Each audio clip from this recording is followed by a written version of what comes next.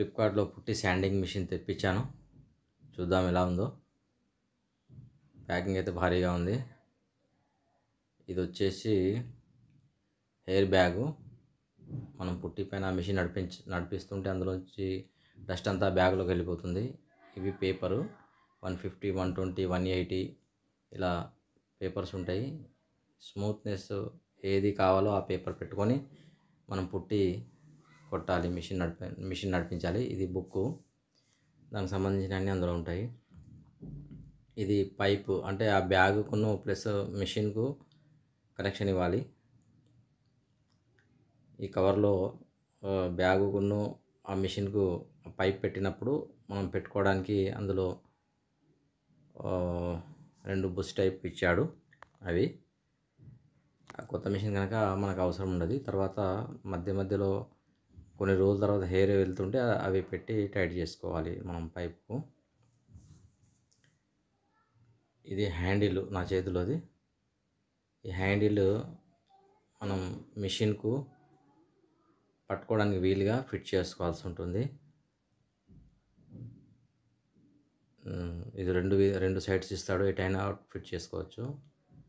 మనం వచ్చేసి ఇటు ఫిట్ చేస్తున్నాం. ఫిట్ చేసి బాగా టైట్గా చేయొద్దు, నార్మల్గా చేసుకోవాలి, పట్టుకోవడానికి వీలుగా అంతే.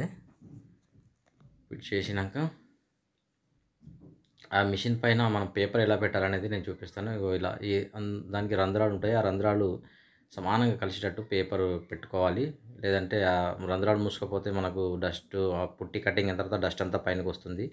ఆ రంధ్రాలు సమానంగా ఉంటే అందులో నుంచి డస్ట్ అంతా బ్యాగ్లోకి వెళ్ళిపోతుంది. అలా పెట్టుకోవాలి. అలా పెట్టుకున్నాక సరే చెక్ చేసుకోవాలి. ఈ పైపు బ్యాగుకు అమర్చుకోవాలి. అంటే మనం పుట్టి కొట్టిన తర్వాత డస్ట్ అంతా బ్యాగ్లోకి వెళ్ళిపోతుంది. ఆ బ్యాగును అలా క్లిప్ పెట్టేసుకొని అలా పక్కన పెట్టేసుకొని ఒకసారి మనం మిషన్ చెక్ చేసుకుందాము. మిషన్ చెక్ చేసుకొని సరిగా నడుస్తుందా లేదా ఒకసారి చెక్ చేసుకొని మా వర్కర్కు నేను అప్పచెప్పాల్సి ఉంటుంది. దీనికి సంబంధించి ఒక ఎల్ఈడి లైట్ కూడా వస్తుంది. మనం సపరేట్గా లైట్ పట్టుకోవాల్సిన అవసరం ఉండదు.